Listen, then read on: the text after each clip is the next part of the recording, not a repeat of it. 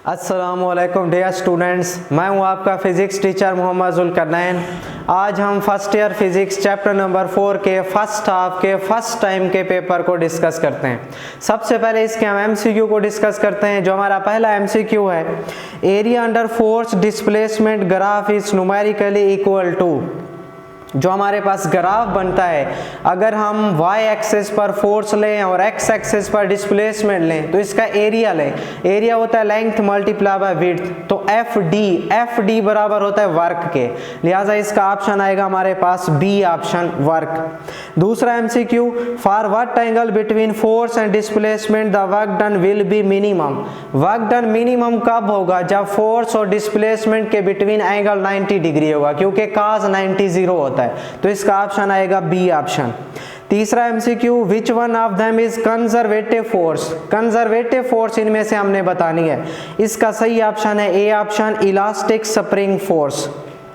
चौथा एमसीक्यू हमारे पास है, 1 horse power is equal to. 1 horse power किसके बराबर होती है? इसका बी ऑप्शन 746 वाट। पांचवा एमसीक्यू हमारे पास है, the commercial unit of work is. Work का कमर्शियल यूनिट, कमर्शियल मीन जो बड़े पैमाने पर हम इस्तेमाल करते हैं, उसके लिए हमारे पास है सी ऑप्शन किलोवाट आवर। छठा MCQ, if speed of moving body is reduce to half. अगर हम स्पीड को हाफ कर दें, then kinetic energy will be. Kinetic energy कितना होगी? तो इसको हमने सॉल्व किया हुआ है। देखें, काइनेटिक एनर्जी होती है 1/2 mv²। तो वेलोसिटी या स्पीड रिड्यूस टू हाफ, आधी हो गई है।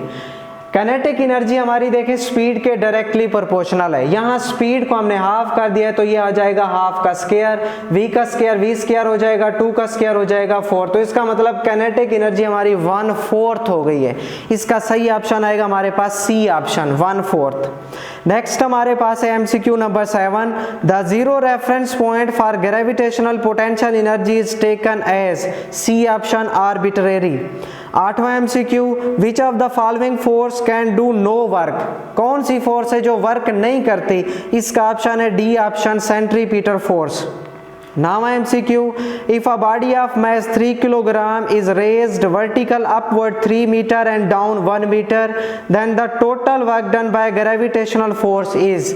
वर्क डन हमने टोटल इसका फाइंड करना है, तो इसके लिए देखें हमारे पास फार्मूला है W वर्क एनर्जी प्रिंसिपल में W बराबर होता है चेंज इन पोटेंशियल एनर्जी। तो चेंज इन पोटेंशियल एनर्जी आपको पता है mgh होती है। mg आ गया, चेंज हो रही है तो hf माइनस hi, मतलब फाइनल माइनस इनिशियल। ये वर्क एनर्जी प्रिंसिपल में हमने फार्मूला पढ़ा हुआ है। तो मास 3 है, g की वैल्यू 9.8 हम पुट कर देंगे, फाइनल हाइट है 3 मीटर, और नीचे डाउनवर्ड जब आता है तो वो हमारे पास है 1 मीटर। पहले ब्रैकेट को सॉल्व करेंगे, 3 में से 1 माइनस करेंगे 2 आ जाएगा, इन तीनों को मल्टीप्लाई करेंगे तो आंसर आएगा हमारे पास 58.8 जॉल। इसका जो सही ऑप्शन है वो है सी ऑप्शन। 10वां MCQ, the average power and instantaneous power will be equal if work is done at. Work done किस पॉइंट पर ये दोनों बराबर हो जाएंगी? तो उसके लिए हमारे पास आएगा सी ऑप्शन यूनिफॉर्म रेट। 11वां MCQ, the direction of work is always in the direction of. Work scalar है, इसकी कोई डायरेक्शन नहीं होती, इसका आएगा डी ऑप्शन नन। 12वां MCQ, 2 object of mass same mass are brought to top of mountain from different path. The path of mass m1 is shorter than path of mass m2, in which case more work is done. आपने topic में पढ़ा हुआ है work done due to gravity. ये independent होता है path के, path पर ये डिपेंड नहीं करता, तो दोनों में सेम आएगा, D option same for both. 13वां MCQ, if 20 joule work is done in 5 second then power is. Power होती है W/T। W हमारे पास 20 है, T हमारे पास है 5। 20 को 5 पर डिवाइड करेंगे तो हमारे पास आंसर आएगा 4 वाट। लेकिन यहाँ 4 वाट का कोई ऑप्शन नहीं है, फिर आपने 4 को किलो में कन्वर्ट कर देना है। किलो के लिए हम 1000 पर डिवाइड कर देंगे। जब 4 को 1000 पर डिवाइड करेंगे तो हमारे पास आंसर आएगा 0.004 किलोवाट। तो इसका आएगा डी ऑप्शन। 14वां MCQ, what second is the unit of B option energy. 15वां MCQ, when kinetic energy remains constant work will be. जब काइनेटिक एनर्जी कांस्टेंट हो तो वर्क जीरो होगा, क्योंकि वर्क एनर्जी प्रिंसिपल के मुताबिक वर्क बराबर होता है चेंज इन काइनेटिक एनर्जी। जब चेंज ही नहीं हो रही तो इसका मतलब वर्क हमारे पास जीरो होगा, सी ऑप्शन इसका। 16वां MCQ, electron, neutron, alpha particle and proton have same momentum, then which of them has larger kinetic energy.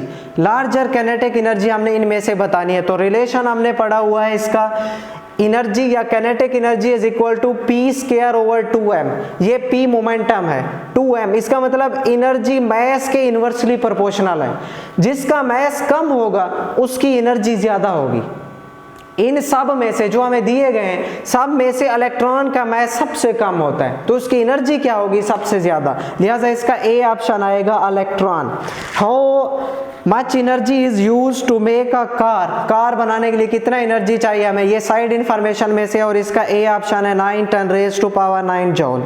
जो हमारे शॉर्ट क्वेश्चन है, इसके शॉर्ट क्वेश्चन वेरी इजी, बहुत आसान थे, सारे एक्सरसाइज में से, और कुछ हमारे पास हैं जो चैप्टर के अंदर में से, लेकिन बहुत आसान है।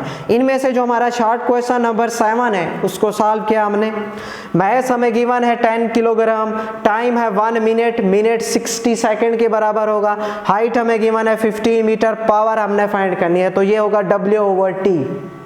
W होता है Fs, F is equal to W, W is equal to mg, और S बराबर हो जाएगा h के, या आप डायरेक्ट कह सकते हैं ये वर्क पोटेंशियल एनर्जी के बराबर है mgh/T। तो m की वैल्यू पुट कर देनी है, g की वैल्यू, h की वैल्यू पुट कर देनी है, और टाइम 60 इनको डिवाइड करेंगे तो आंसर आएगा 24.5 वाट। इसी तरह जो हमारे पास शॉर्ट क्वेश्चन नंबर 8 है, ये भी एक्सरसाइज में से, इसको अपने सॉल्व कर लेना है, और बाकी सारे शॉर्ट क्वेश्चन बहुत आसान थे। लॉन्ग क्वेश्चन, ग्रेविटेशनल फील्ड को आपने डिफाइन करना है और साबित करना है कि ये हमारे पास कंजर्वेटिव फील्ड है, इंडिपेंडेंट ऑफ पाथ फॉलोड है। ये भी हमारा अहम लॉन्ग क्वेश्चन है, आपने इसको तैयार किया होगा, लिखा भी होगा आपने।